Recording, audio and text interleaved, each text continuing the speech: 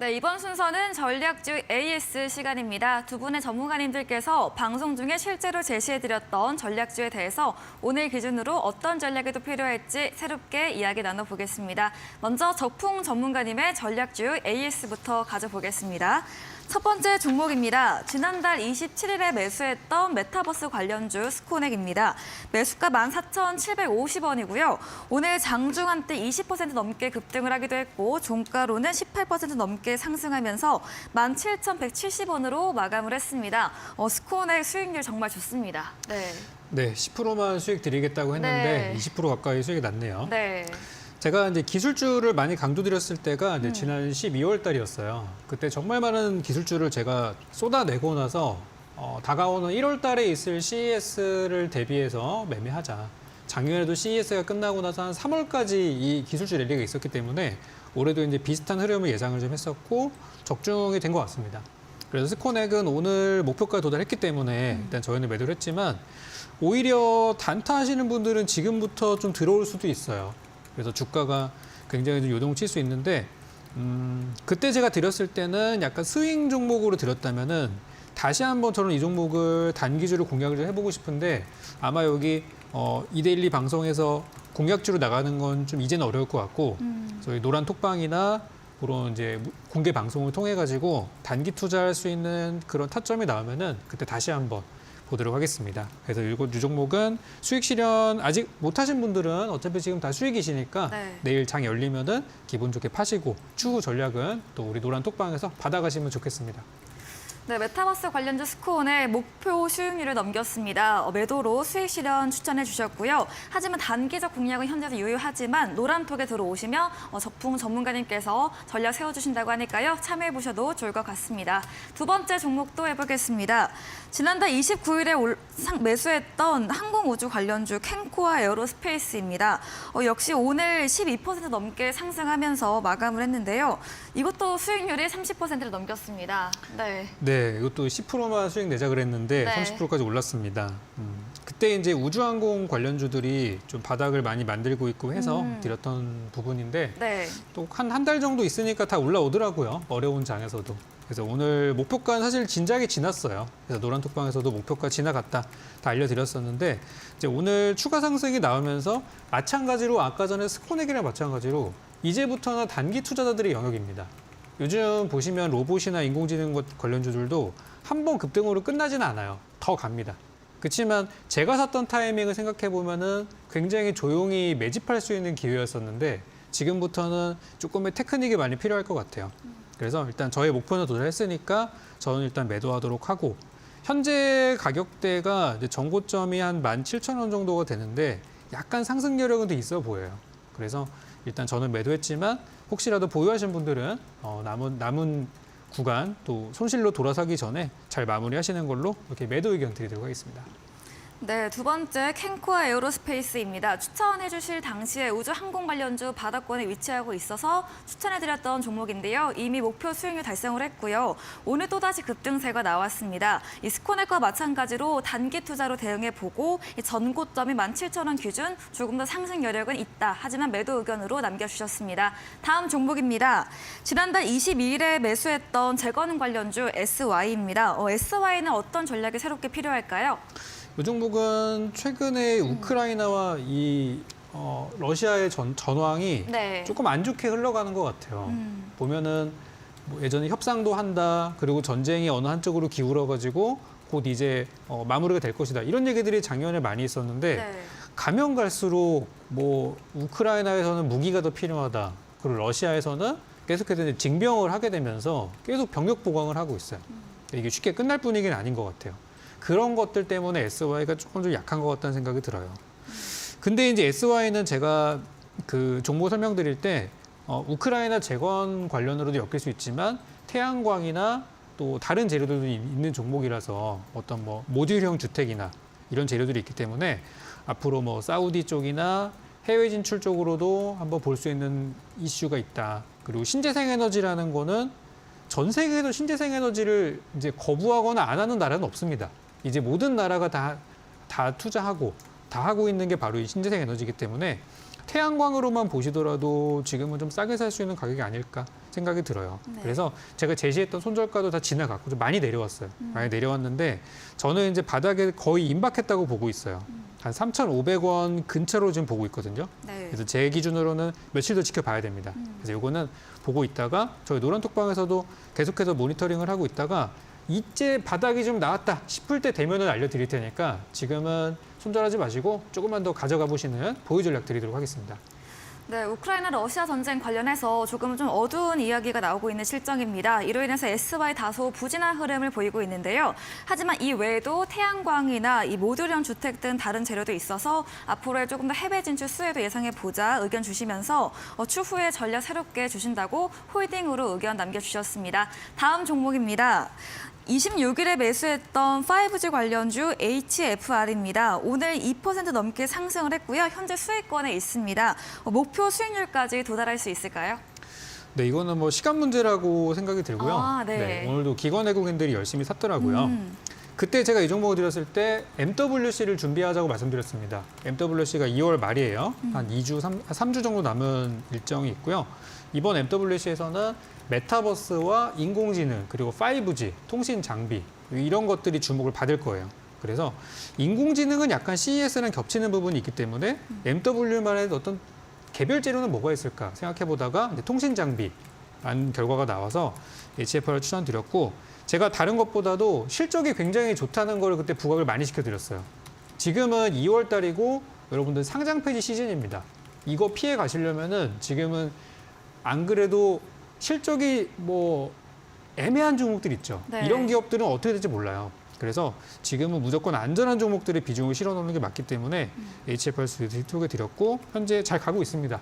목표가 홀딩하시고 오늘 제가 준비한 도전상한가 종목도 실적을 기반으로 한 종목을 준비했으니까 잠시 후에 직접 확인하시기 바라겠습니다. 네, 마지막 AS 종목 HFR 들어봤습니다. 목표 수익률까지는 시간 문제다라고 이야기해 주셨고요. 오늘도 외국인과 기관의 수급이 유입된 종목입니다. 통신 장비 부분 앞으로 더 기대되는 사업 부분이고 실적도 탄탄하다라고 홀딩 의견으로 정리해 보겠습니다. AS에 주신 적풍 전문가님과 방송 이후에도 더 많은 이야기를 나누시고 싶으시면 문자 샵 3772번으로 적풍 적어서 보내주시면 저희가 입장 가능한 채팅방 링크 보내드리고 있습니다. 그리고 화면 하단에 QR코드도 보이시죠? 휴대폰 카메라로 찍으시면 입장 가능합니다. 편하신 쪽으로 들어오시면 좋겠습니다. 다음으로는 이주연 대표님의 전략주 AS도 이어가 보겠습니다. 첫 번째 종목입니다. 25일에 매수했던 로봇 관련주 로보티즈인데요. 매수가 27,300원이고요. 현재도 종가로 32,000원으로 마감을 했고 수익률 20%를 넘겼습니다.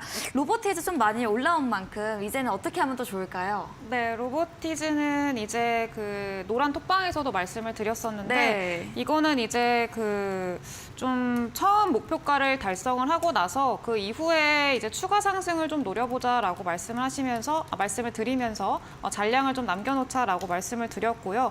그리고 뭐 로보티즈나 로봇 관련주들이 굉장히 또 최근에 시장에서 주목을 많이 받았기 때문에 더 추가적인 시세가 나올 수 있을 거다라고 판단을 합니다. 다만 이제 지금 이 위치에서 재공략을 하겠다라고 하는 거는 조금 위험도가 있을 만한 그런 위치이기도 하기 때문에 사실 이쯤 되면은 조금 보유자들의 영역이 아닐까라고 생각이 들고요. 일단은 로보티즈는 처음에 제시해드렸던 가격대, 그때가 이제 27,300원이었는데 계속 그 고점을 두들기면서 월봉상으로 고점을 지속적으로 두들기면서 여기를 돌파 시도하려는 그 움직임이 지금 굉장히 긍정적으로 보인다라고 말씀을 드렸었습니다. 그래서 지속적으로 저점을 좀 높여나가는 이런 모습들도 보였었고요. 그래서 그럼 이 저항선을 돌파할 거냐 말 거냐 이게 관건이었는데 이제 그때 뭐 흐름이나 뭐 AI나 로봇주들의 그 움직임을 보니까 이거 충분히 돌파할 수 있겠다. 그래서 이제 여기다가 좀 베팅을 하면은 충분히 수익이 날 수가 있겠다라고 말씀을 드리면서 제시를 해드렸던 종목 중에 하나입니다.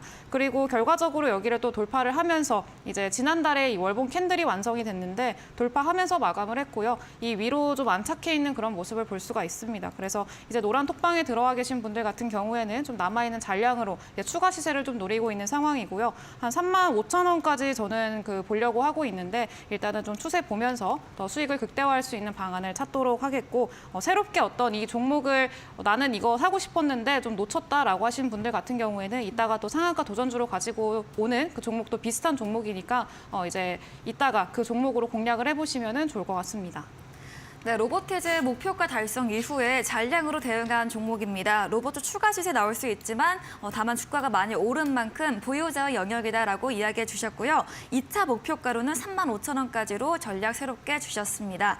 다음 종목입니다. 5일에 매수했던 삼성중공업이죠. 어제 이 흑자전환 전망에 장중에 급등한 종목입니다. 삼성중공업, 네, 17% 수익률인데 어떻게 하면 더 좋을까요? 네, 일단은 네. 그 삼성중공업 같은 경우에는 굉장히 또 저가 매수를 네. 했어요. 그래서 네. 이제 이때도 제시를 해드리면서 어떤 이야기를 해드렸었냐면 그때 차트상으로 봤을 때 이제 1월 말 그리고 12월 말 1월 초 요때쯤에 이 삼성중공업의 주가가 이제 좀 이 전 저점을 이탈하는 그런 모습을 좀 보였었습니다.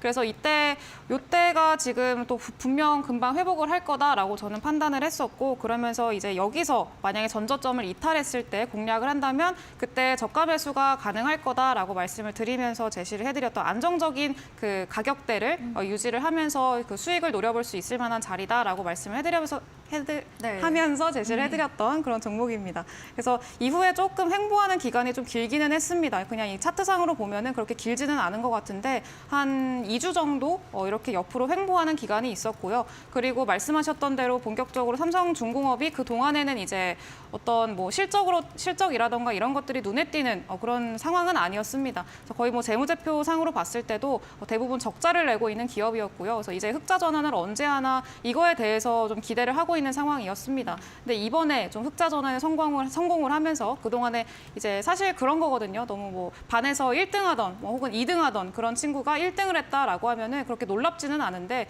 뭐 반에서 꼴등하던 친구가 갑자기 뭐 10등 안에 들었다 혹은 뭐 5등 했다 이런 얘기가 나오면은 또 시장에서는 또 반에서는 화들짝 놀라는 거거든요. 그래서 그런 이제 비슷하게 이제 삼성중공업 같은 경우에는 그동안에 계속해서 적자를 보던 기업이 이제 흑자 전환에 성공을 했다라는 그런 이야기가 나오니까 좀 시장에서는 더 이제 앞으로에 대한 기대감 때문에 본격적인 턴어라운드가 일어났구나, 앞으로 추가 시세를 좀 기대해 볼 수 있겠구나라는 그런 기대감으로 수급이 좀 몰리지 않았을까라고 생각을 합니다. 그래서 이제 앞으로 이전에도 좀 안정적인 자리에서 매수를 해서 수익을 챙기시라고 제가 그 노란 톡방에서도 말씀을 드렸었고요.